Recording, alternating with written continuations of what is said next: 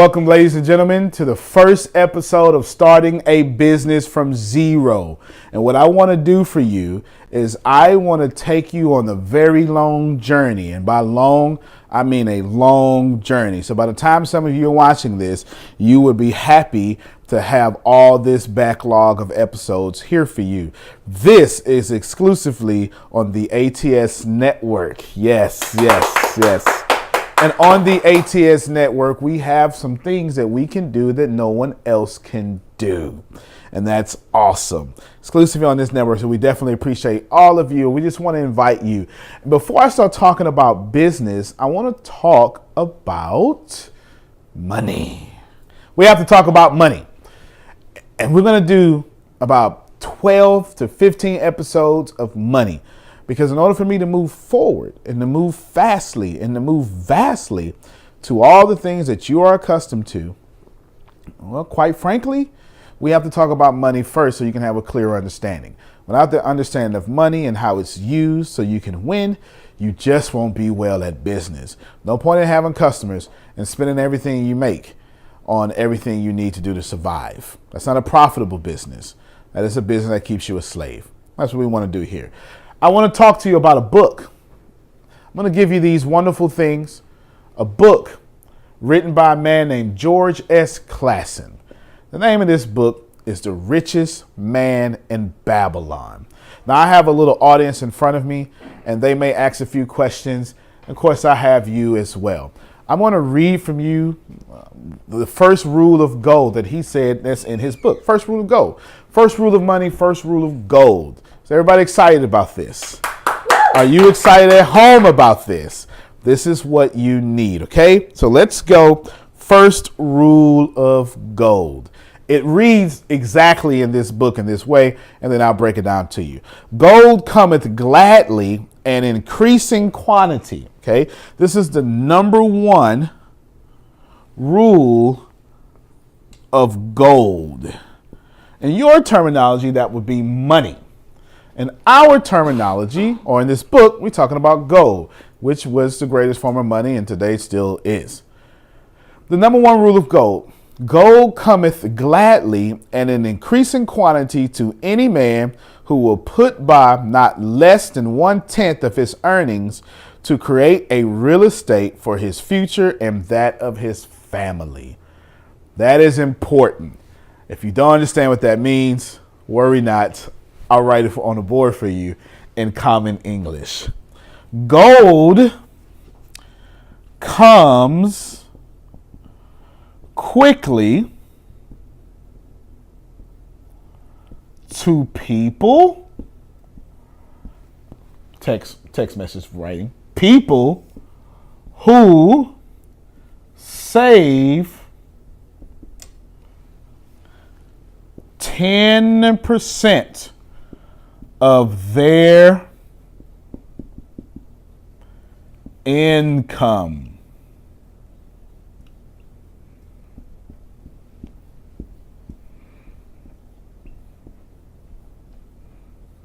Did you see me stress income? You know why I stress income? Because you are not taking your income seriously. You're not.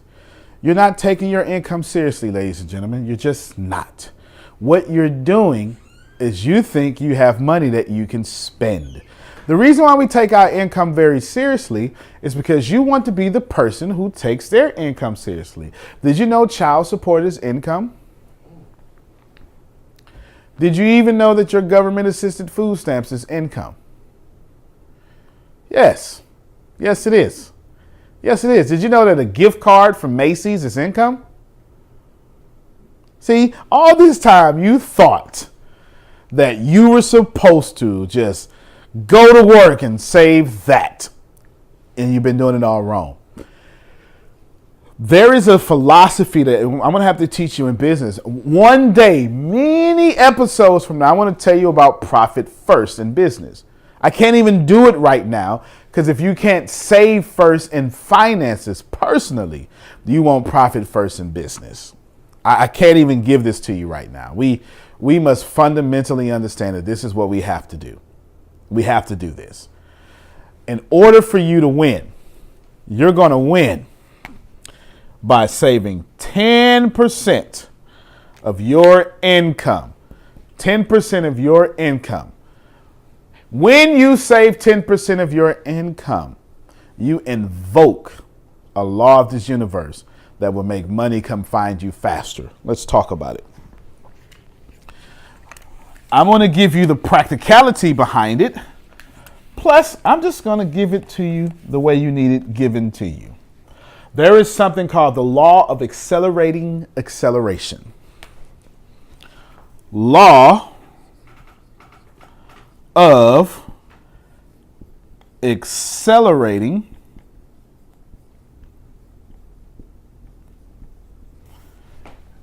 well, have my back to the camera that much. Acceleration. If you haven't figured it out, I'm even-handed. I can write with both hands, okay? The law of accelerating acceleration. That means the faster, this is you running, you go to your dreams,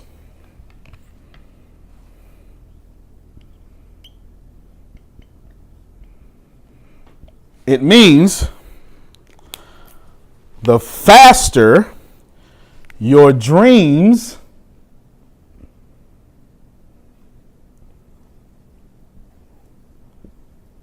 that's a loaf of bread, that's bread for money, the faster your dreams are running to you. It's the dust that your bread is doing. The faster you go to your dreams, the faster your dreams come to you. The faster you go to your dreams, the faster your dreams come to you. It's the law of accelerating acceleration. Watch this here for a second. This means when you save 10% here, you're unlocking 10% of your money here. Did I just make this make sense to you? This is the esoteric now. It shouldn't be esoteric. Esoteric means knowledge that's way up there that most people can't get. And and I've got a great staff here. You can relax and see, we'll all that great stuff. 10% is 10% of your money you already have. This is going to be a very weird show, ladies and gentlemen. Okay, it's going to be a very weird show because I get to say what I want. I do not have to pay anybody to do anything. I get to say what I want. And since I get to say what I want, I get to talk about what I want without justifying it. I would provide evidence and then let you on your own decide what you want to do with this information. But I get to be as real as I want. Yes. This is getting ready to be G14 classified. Okay. 10%, everything that you have, everything you want, every dream you've ever accomplished, you already did it. Time does not work the way you think it works. I'm going to have to go through that in another episode. This is my show. You do what I want. Time doesn't work the way you think it works. I need you to know that your more successful self, you've already won. You already have all this money. You now need to unlock it. You already have it. We got a question? You're more than welcome. Okay, we got a question. Question off camera. Go ahead. It's my show. I like questions off camera. Okay, so my question is, when you don't save your 10% now, you are not unlocking it in the future. So if you're broke now, that means you're broke in the future. Okay. The question is, if you're broke now, you're broke in the future is the tail part of the question. No, but the rest of that is yes. Okay. Here's how it works. In life, you're either running towards your dreams or away from them. You're never neutral. There is no such thing as inaction. Inaction is actually an action. It's just an action that does not serve you. You're either running to your dreams or from your dreams. If you feel good, to your dreams. If you feel bad, from your dreams. You know what? I want to take this. This is my show. I get to do what I want. We're going to talk a lot about business. We're going to talk a lot about a whole lot of stuff because I can do what I want. And what I need you to understand is that if it feels good, you're running towards your dreams. If you're feeling bad, you're running from your dreams, which is now the tail part of your question. It's not that you're broke here. You're great all the time. Great here. You're great here, here, and here. You were great when you were born. You're great when you die, should you choose to unlock your greatness. So it's not that it becomes empty, because there is no lack. Lack is a man-made thing that we have made up to keep you in your poverty condition. There is no lack. There is no lack. Lack is something we made completely up to keep you in your poverty condition. We wanted you broke, so we said, I got here first. I'll take abundance, and I'll give you the illusion of lack so you can act like lack people. And lack people don't unlock 100% because you have been bamboozled by what is scarcity. There's no lack of a raindrop. There's no lack of frogs. When have you ever had a lack of oxygen? There's no lack of chicken. There's no lack of poison. There's no lack of poison ivy. There's no lack of trees. There's no lack of oranges. It's not. You've seen fish come up starving for oxygen. Whole seashore fish in the hundreds of thousands. And we still have fish in the ocean. There's no lack. Lack is, I got here first. I don't want to work as hard as it took me to get here. So I'm going to create some rules. And in these rules, I'm going to make you follow them. You're going to be in lack. I'll be in prosperity. Keep following my rules. I'll unlock my abundance just enough to keep you moving forward. Because that's how life works. It's not that you don't have to unlock this. It is simply because you ran away from it. When you don't save 10%, you run away from your dreams. When you do not save 10%, you run away from your dreams. Completely away. It's done. And you need to continue to run towards your dreams. Continue to run towards your dreams. Now, that's the law of attraction psychology side of these things. Law of attraction psychology side of these things. Now watch this here. When you save 10%, it only gives you 90% left of your income to do stuff with. If you save 10% first, you got $1,000. Now you have $900 because 10% is over here in the box for you to save. Yes. Where do you suggest we save that 10% at? Okay, you're going to save this 10% initially if you don't have any financial knowledge in a savings account or under your mattress. I don't care where you save it initially. Both under your mattress and savings account was terrible advice. It was terrible advice. What's the great advice? The great advice is you're going to put it. In other words, I just want you out of your wallet. That's why I gave you that terrible advice. I just want it away from you. I just need it away from you as much as possible so you don't mess this up. Yeah, this is terrible advice. To put it under your mattress and to put it in the savings account is terrible advice because we have something called inflation. And $10 under your mattress in 1980 is not the same thing as $10 under your mattress in the 21st century. It's not. Inflation, it's got that money. And your savings account, that yield, one stock market crash or just inflation being higher than the percentages that we're yielding in savings account, these are terrible examples. Terrible examples. You want to put it in an investment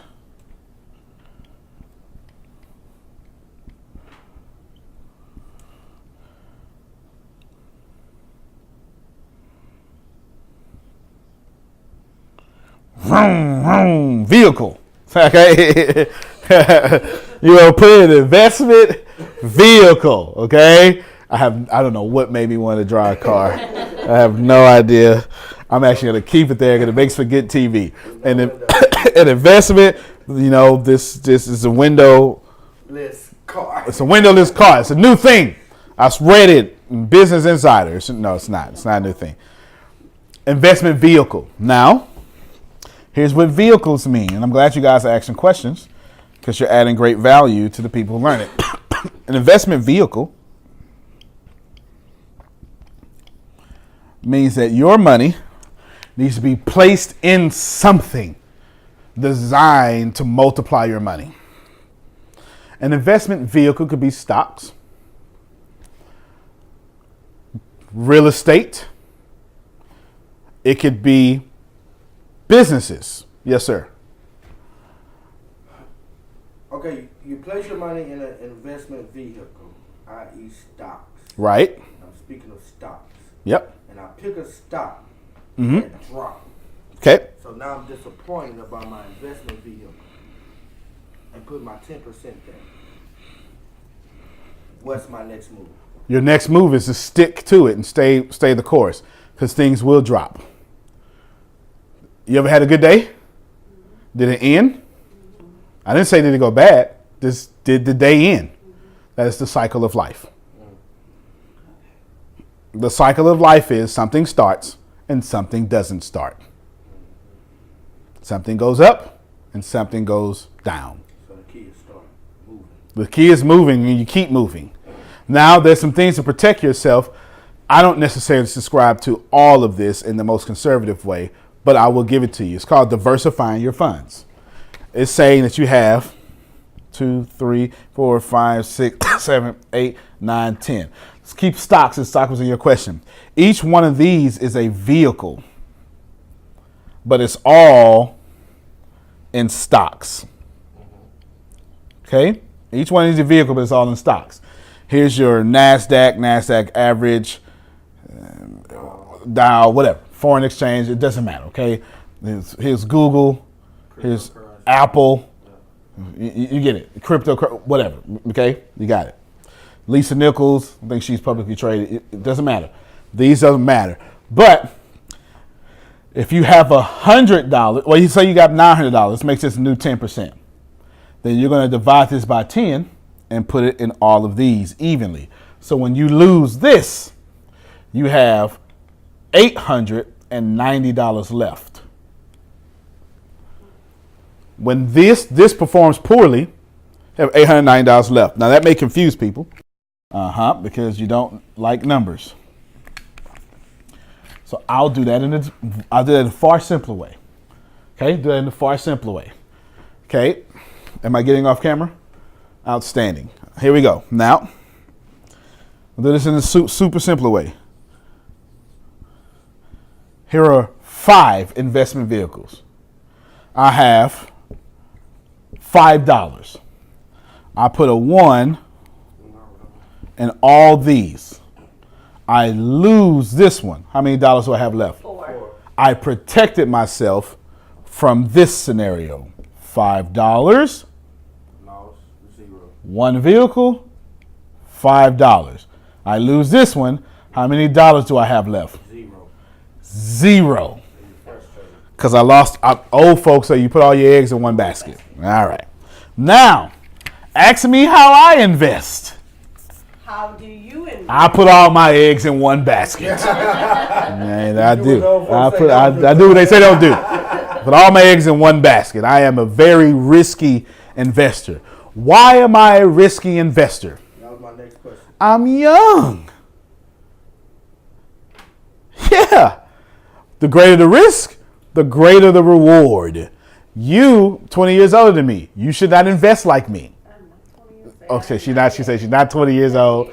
She said, not yet. I'm 19 and a half years older than you. Okay, no, I'm just joking. She's not. We're not in the same generation. Okay? Are you a baby boomer? I'm 67. Yes. Are you really 60? No, 1967. Oh, so are you really 67? No, I'm 50. I'm 50. Okay? She's 50. So she's 14 years older than me, not 20, okay? Now, you shouldn't invest like me.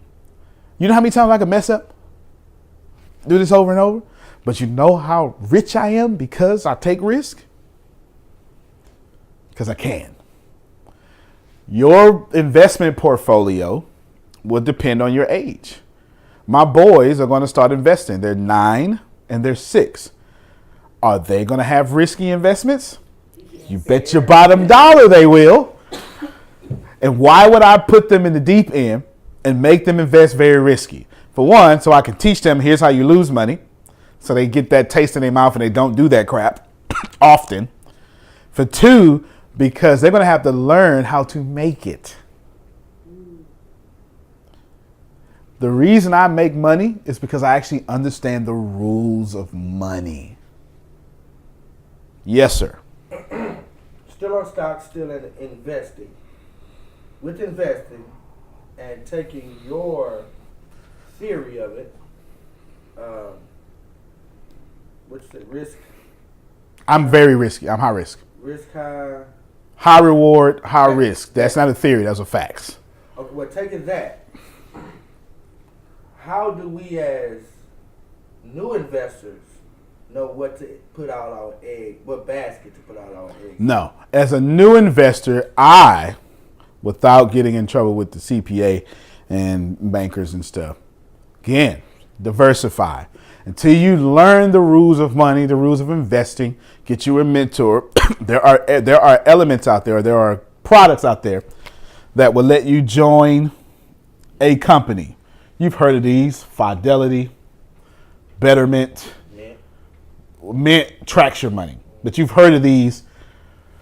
There's a few of them. TD Jakes, no, not TD Jakes. It's something like that though. It's something like TD Ameritrade, something like that. Okay, something like that. Yeah, okay, all right. Okay, shout out to TD Jakes though. Okay. We're gonna invest. Yeah. These people, you put your $100 in here. They're conservative, but they are the moderates of conservative. That means that your money is in, there's something called low risk. It's not the lowest of risk, but it's pretty low to where you're not going to lose your life savings. You may lose a couple of dollars, but if you wait about 6 months, you'll be really good. Okay. You put your $100 in here, and then they will put you in oil, electricity, real estate. Now, you won't buy full shares if you put in $100. You'll buy fractions of shares. And the more, yes, light bulbs going off. You'll buy fractions of shares, and they'll turn your fractions of money into money. And then after a month or so, they'll pay you dividends. This is how much your money has earned from being in the system. Now, those dividends, let's say it's $10. Those dividends are $10. I never touch my dividends. I just roll it back over, and now I got 110 plus what I'm already putting in monthly. That's what I do. That's the whole point. But let's say you have, after you learn the rules of investing, you have $100 million. Okay, somebody pull out a calculator for me. You don't have to really. It was for dramatic effect. $100 million. Okay, you pull out $100 million, and you get paid 10% dividends from this here. How much is that? 10 million. There you go. You just take off 10, and you put, okay. Nah, I messed up. Oh, there we go. 10 million. 100 million to 10 million. Got it? That's a dividend. You can roll this back over, or you can keep using this 100 million to make you 10 million a month, and you just live off the 10 million. There are plenty of people that live off their stocks dividends, and they let their stocks fund their lifestyle, and they never touch their money. And then they constantly, and they'll tie this or 10% this and put it back in there and live off 10% of 10 million. Did you see that? Did you see how that just worked there? That's brilliant, right? Do you see how the other half lives and how you don't? Poor people. There are three. Well, in this episode, I'm going to introduce this. The next 5 episodes, I'm going to go over the laws of money. This has been number 1. I'm going to introduce many different concepts to you. And in these many different concepts, you're going to feel like you are earning the right to become a millionaire, whatever it is that you may want to desire to be. I want to introduce to you a new model of, this is something you don't know. Poor people,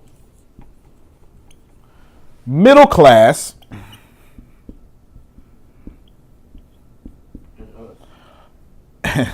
and upper class. He said us, he is correct. And upper class. Poor people get their money and it goes directly to expenses. Get it? Boom. Hey, I got paid. Here's that light bill. Got paid. Here's a car note. That's it. I don't care how much money you make.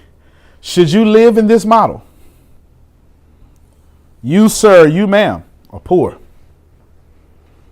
If you get your money and you spend it, you're poor. Oh, man, but I make $100,000 a year. Okay, you found a great way to be poor. Still poor. You're abundantly poor. Well, you ain't no. Because remember, if you get it and spend it, you don't feel the excess because you have no excess. You're not even abundantly poor. You're just cleverly poor. Okay.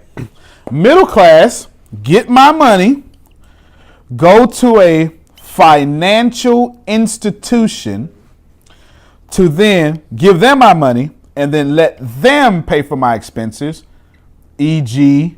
a car, a house. I don't know what I was doing there. A house, etc. Got it? E.g. is the actual Latin abbreviation for example. Not I.E. E.g. is for example. I.G. I.E. is no, for instance. Okay. Anywho, you got it here, right? Now, I don't care if you make $500,000. If you get your money and then you say, hey, Bank of America, do you mind let me pay my car note this month, my house note, and all these other notes?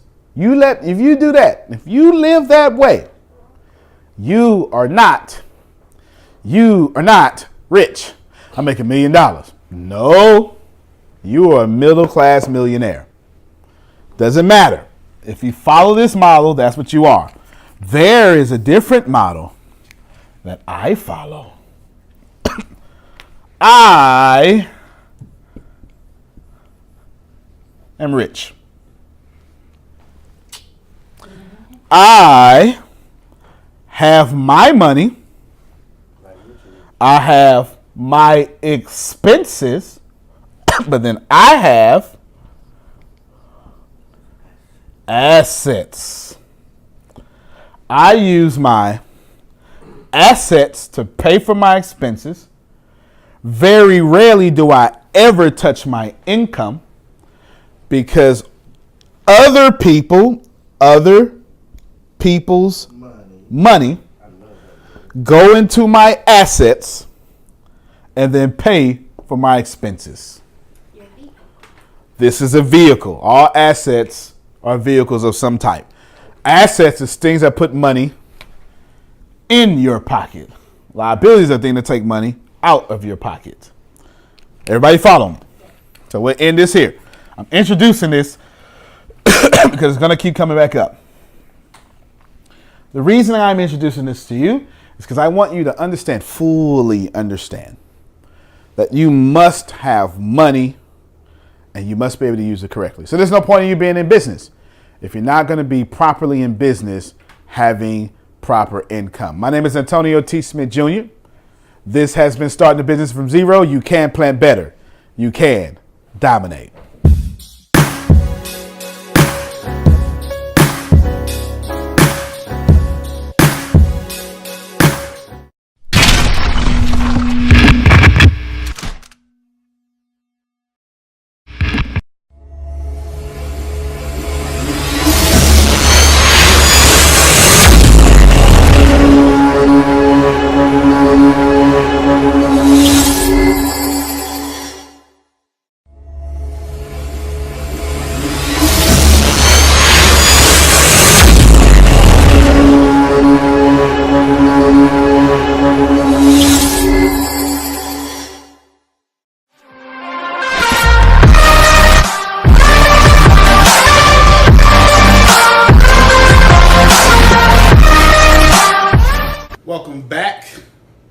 to awareness, the show.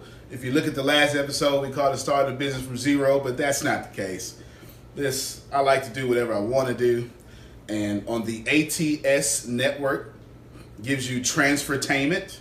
I can say whatever I want to say. I'm so excited about that. Again, I have a live audience. I even have a, thank you. I have an online audience as well, and we're going to have some fun. But I need to pick back up on what I was talking about the last episode. Now, let me tell you what I'm doing. You guys are going to have to watch this consecutively because I'm telling you about money. I'm going to spend about 12 to 13 episodes telling you about money. And then right after that, I'm going to smash money. You have been hoodwinked and bamboozled. You have no idea that they are lying to you. But I cannot tell it to you yet until I tell you how money really works. So if you need to go back to the last episode and see the first law of money, the first law of gold, which was from George S. Clason's hit novel, The Richest Man in Babylon, we want to go ahead and go back to there. Now, why is this richest man in Babylon? I need you to understand that the Babylonians were great with money. And so were many people back in the old days. And I'm about old, I mean further than antiquity, way past what you would call Old Testament times. There were laws of gold that were standard that a few people understood and a few people gained from it. Now, you don't have to agree with that. But if you look at the world today, that's still the same story. A few of you have it and a few of you do not. More than a few of you do not. Let's pick back up yesterday what I was talking about. I was talking about classes. If you remember, I said poor class gets their money, goes out. Mm-hmm. Middle class gets their money, uses a financial institution, mm-hmm. and then in that financial institution, it pays their bills. Then I brought up the upper class. Now, the upper class, before I tell you about the second law of money, uses all these laws of money. They have their expenses. Well, they have their income. Then they have their expenses. And they create assets to pay for their expenses. And they never touch their income. This means, and I said this last episode, other people's money. Now yes, we have a question. Okay, can you please give an example? Of other people's money? Yes. Okay, I'll give you an example not only of other people's money, but I'll give you an example of every bit of this. Give you an example of every bit of this. Everyone remember this model, okay? Remember this model. I'm going to draw an apartment complex. There is an apartment complex. It is a rectangle.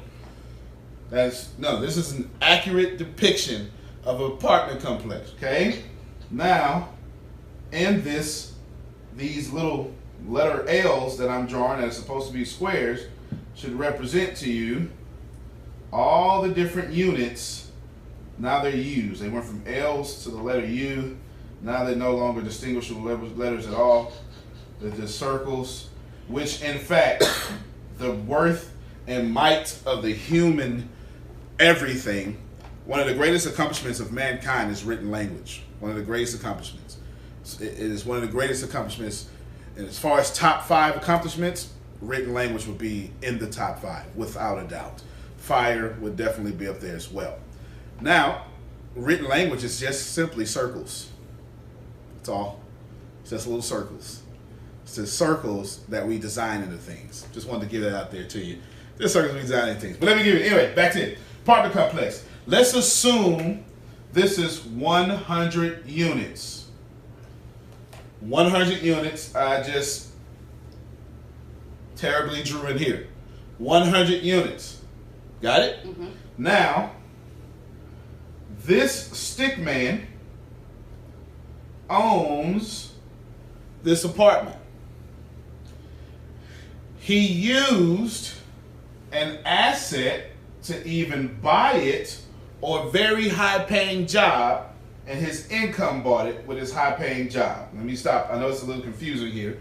He or she, either already had assets to buy an apartment complex. Let's say the apartment complex cost $300,000. So we put that here. $300,000. That's a K. $300,000. Okay, got me? Now, either he or she was a lawyer, doctor, or something that had a high-paying job, oil field, worked in Dubai, tax-free, whatever that may be. Okay? Now, they had used their income to create an asset, or they had an asset to buy this asset. Either way, they would never touch their income again. Watch it. I'm going to make this a little bit more sense.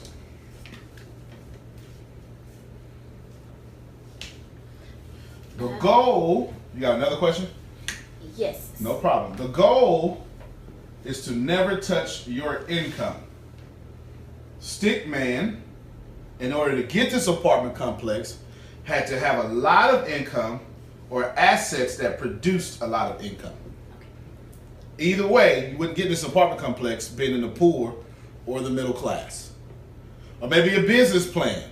That would have had you in the middle class, and now you're crossing over to the upper class, or to business owner or investor, because both of these would count. Go ahead. Okay, you just mentioned, because you answered my first question, you just mentioned business plan. Would a business plan be considered an asset? Absolutely. A business plan is most certainly an asset. A business plan, say you're in the middle class or you're in the poor class, doesn't matter. A business plan is something that will let you borrow and then move you to a different class. If the business plan is good enough, it will move you to a different class. I'll explain that secondly after I erase some of the board real quick. But I really didn't answer your first question. I want to answer it greatly now. Okay. 100 people must pay $1,000 a month. Okay? 100 people times $1,000. What is that? You add 2 zeros on it, and it becomes $100,000 a month. Okay, now you're catching it, audience. Since you caught it, now you're catching it.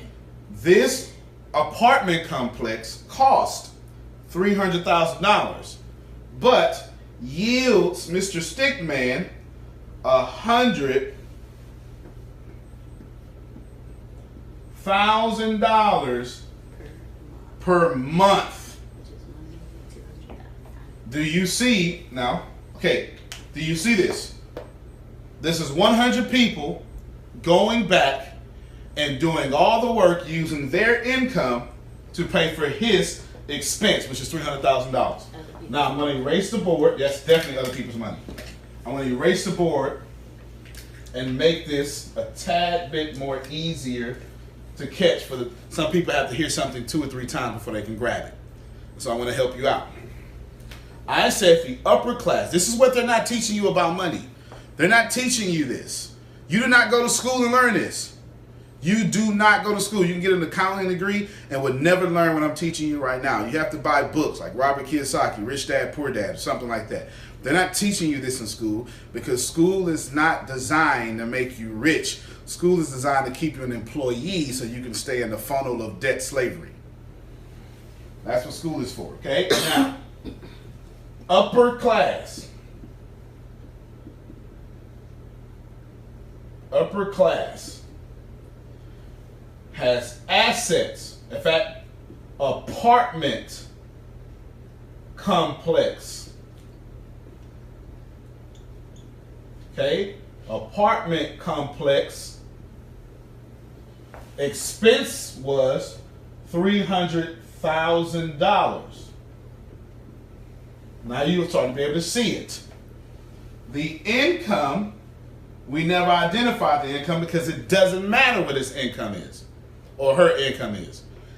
Because this stick person is only using other people's money to pay for their expenses. Now, at $100,000 a month, and the expense is $300,000 total, how many months will it take for Mr. or Mrs. Stick Person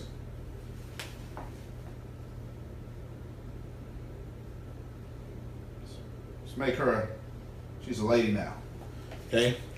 She's a lady. Women empowerment. Woo! All right, there we go. How long will it take Mr. or Mrs. Stick Person to pay off $300,000 if their asset, which is in this case an apartment complex, brings in $100,000 a month? Yes. In my head, I'm going to say 6 months only because everything that they bring in, they still have other expenses that they need to pay. Okay, that is fair. So let's do it this way then. The illustration answer 3 months. was 3 months. Since she's actually a real estate investor, she's right. So let's do it this way.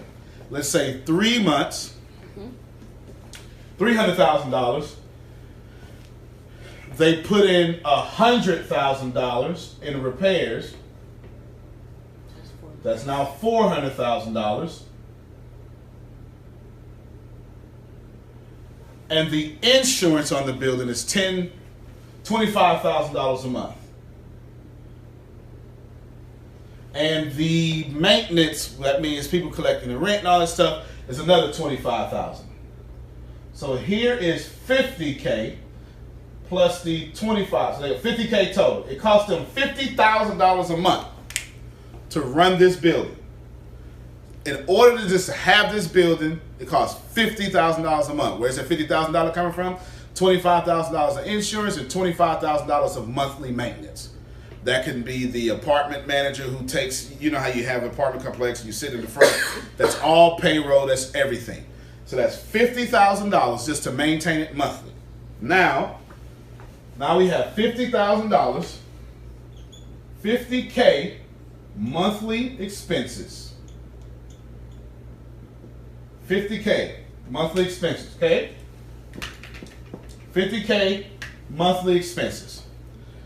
She still owes $100,000 in the repairs. She paid it, but she's still in the hole with that.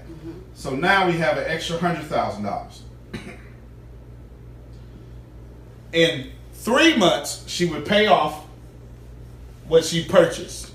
In the 4th month, she would pay off what she repaired. Got it? Mm-hmm. Now, realistically,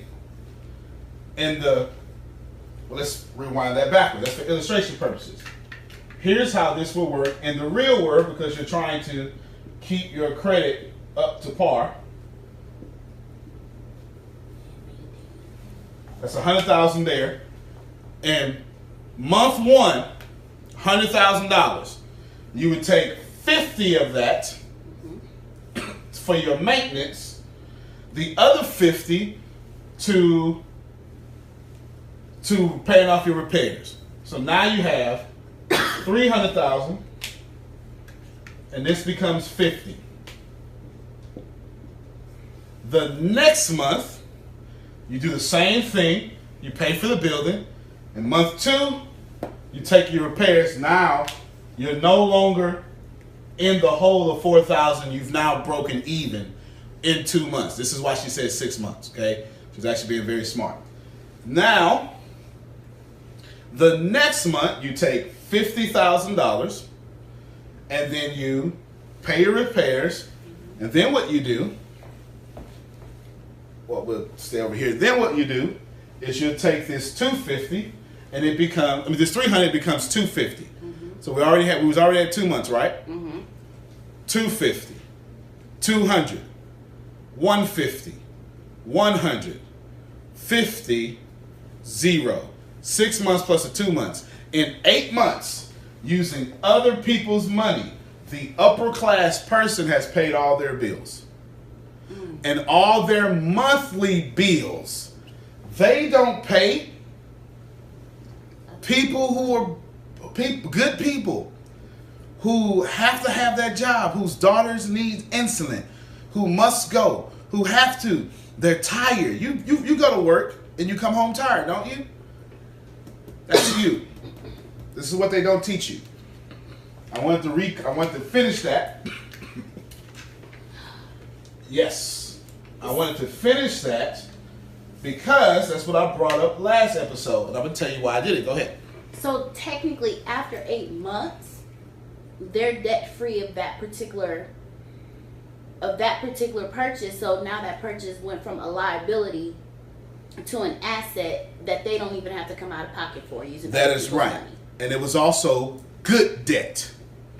The debt they brought on was good debt because that debt was for a vehicle. Remember I drew the little funny car last episode? Yes.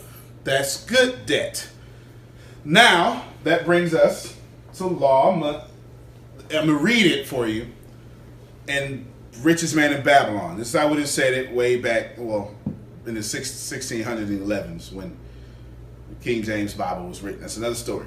Gold laboreth diligently and contentedly for wise owner who finds for it profitable employment, multiplying even as flocks of the field. Okay, I read this so I get it. Yes, this is a law of money. I'll break it down to you in regular English. If you invest your money well, your money will simply make more money. All right, let's see if we can make some sense of this, okay? See if we can make some sense of this. Law 2 of gold. Invest money well. This is a law.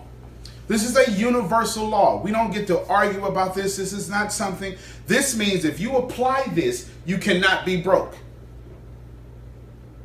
It's not if you are the right color in the right country or the wrong color in the right country. Not if you're a Jew or Gentile, Catholic or Protestant. Not if you're Muslim. Not if you don't believe in money. None of that stuff matters. Nothing, not your religion. Keep your religion. I'm not here to fight your religion. I want you to have it if it makes you a better person. You can be a witch or you can be a priest. This is still going to apply. If you jump off a building, if you believe in Allah, will gravity still take hold of you? Yes. If you jump off a building and you believe in Jesus Christ, will gravity still take you off the building?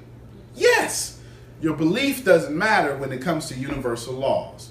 A universal law about money, at least the second one we're talking about, is if you put it in the right place, it will grow for you tremendously. That's money, getting pregnant, and then having babies. And little babies are dimes and quarters. A little dollar has some quarters. A little 100 million has some 100,000s. That's all it is. It is nothing else. If you use your money properly, your money will multiply for you as fast as possible. Now, how does one use money properly? I want you to pause for a second.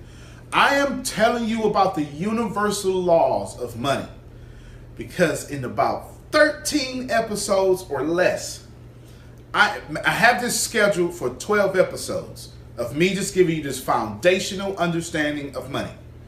I'm going to give you the 5 laws of money and the 7 cures for a lean purse. Back to back. They all come from the richest man in Babylon. I'm not making this up. This was knowledge passed on from generation to generation, from culture to culture, way before we got here. Way before we were here, before there was a central bank ever. The ancients were using universal laws of money to fatten their gold sacks. And the reason why I'm giving you these universal laws of money, because I am getting ready to roundhouse kick everything you think you know about money and your government's place in money. I am going to roundhouse kick it. And then I'm going to punch it in the ribs. And then I'm going to go viral. And then I'm going to have to duck from the people behind the curtain. I am going to expose the whole system. You need to be able to account for it so you can control it. That's why I'm going to give you the 5 laws of money and the 7 laws for a cure purse, a lean purse. Who among you would like to not have your purse so anemic? Okay, you're a man. Do you want a thin wallet or a thick wallet? And do you want your wallet growing every day? That's the point here. Everybody following the point. Process this. Now, the next obvious question is, how do I become stick woman here? The next obvious question should have been, how do I become her? Mm-hmm. I'm going to give you some. We'll do it this way. Robert Kiyosaki, when I first came of knowledge in financial knowledge, I need you to understand that your knowledge is not financial knowledge. Financial intelligence is different than intelligence. I understood, as he taught, ESBI. I don't get any money for this. I want to tell you all, I want to help you. There's a book called Cash Flow Quadrant by Robert Kiyosaki. It is the second book of his. It is almost the continuation of Rich Dad, Poor Dad, but in a higher language. You really need to get this book, because I'm going to explain this book to you in less than 7 minutes, and the next 7 minutes will be on, and you'll be pausing this, and then you will be going to episode 3. You're an employee. In order to move from employee to investor, it's almost impossible. A business plan to do it, but then you don't have the knowledge. Employees want security. Self-employed people want a business, but their business owns them. They don't own their business. An example of self-employed people. A self-employed person can be a doctor with a multi-million-dollar practice. But if they have to be there and see every patient, if they get sick or go away for a year and their business doesn't grow without them, that's not a business owner. That is a high-paid self-employed person. A real estate agent is a great example of someone who is self-employed but can't make any money unless they themselves are showing houses. That's when your business owns you. You had a question. Yes. Mm-hmm. With where I currently am with my business, would I be considered self-employed or would I be considered a business owner? And how do you shift from the self-employment sector to the investor sector? You're a business owner. You just need to focus on profit first. Okay. Business owner. Your business is okay. You just need to focus on massive profit. Okay. Like my business, focus on massive profit. Okay? Massive profit. There is nothing else to think about. Now you want to be here or here. A business owner is someone like me. I can fly to Tahiti right now. I don't even know where it is and the geographical location of things. I have no idea. I have a full team. I can stay in Tahiti right now, have a mental breakdown for a year. My business will continue to run and be more profitable when I come back sane than when I left. That is a business owner. McDonald's has a great business system in which a 16-year-old kid can go in and run the business. All of you right now knows in every country that you walk into McDonald's in the front counter, fries are over there on the left. You all know it. You know it. You know the ice cream's right behind you. You know the dips are right under, right there. Come on, you know this. You know this. Because that's a system. It's a system. Investor is someone who invests their money. Now, you can be a business owner and have an apartment complex and real estate is your business, but it also is your investment. And so B and I often go together. They're often equal. When you play over here, you don't worry about security. You take lots of risk because you understand the only security, and hear me, I've got a few minutes left. Hear me well. The only security on planet Earth, in fact, I'll draw it out for you.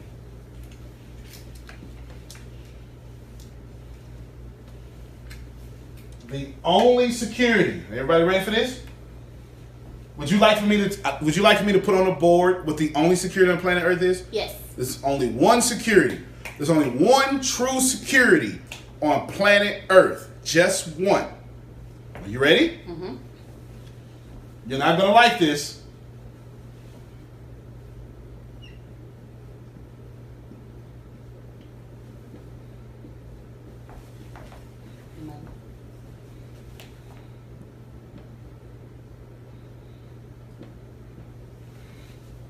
Whatever that number is. I don't even know what this number is, and I don't even have time to count it. I got 3 minutes left, and I don't want to embarrass myself. Whatever this number is, 1, 2, 3, 4, 5 commas. Whatever that number is, that's your only security. I'll get pretty close to it. Why am I saying this? Ladies and gentlemen, you have to understand this. The only way for you to unplug from what's enslaving you is a lot of money. That's it. That's it. I'm not telling you money is everything. That's an argument that you can have at a different time. I am telling you, should you want real freedom, you have to make so much money that money doesn't matter. Is everyone hearing me? In order for you to truly be free, you have to have so much money to where money doesn't matter. How many of you right now have thought about your money in the last 24 hours? Of course you have. Every time you spent something, every time an automatic debit came across your account. Right now, some of you get money into your account and you quickly move it so nothing debits it. You understand what I'm saying? You feel safe and ooh, I'm glad I could put it in this account. Or you hurry to go to the ATM and withdraw it before something can take it. How many of you right now, yep, heads down. Yep, you get it. You absolutely get it. It is real. And the only way for you to unplug from this matrix, which I'm coming back to the matrix way later down the road, is to make a lot of money. If you're a good person, you would do a lot of good with a lot of money.